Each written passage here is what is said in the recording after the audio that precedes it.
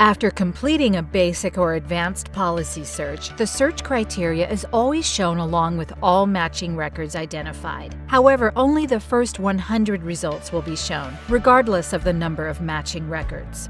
To view the details of an individual transaction, click Details. To view all records, click Export Basic. This provides the basic data elements for all matching records in a CSV or Excel format.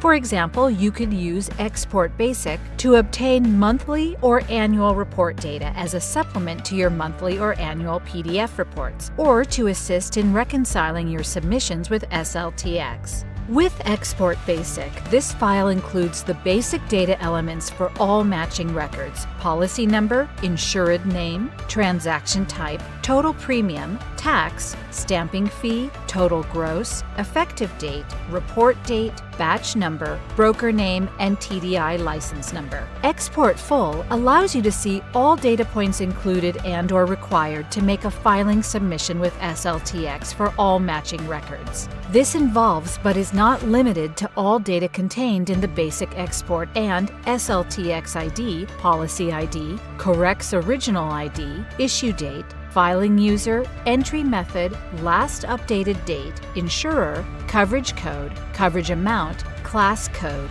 policy limit, and reference custom ID.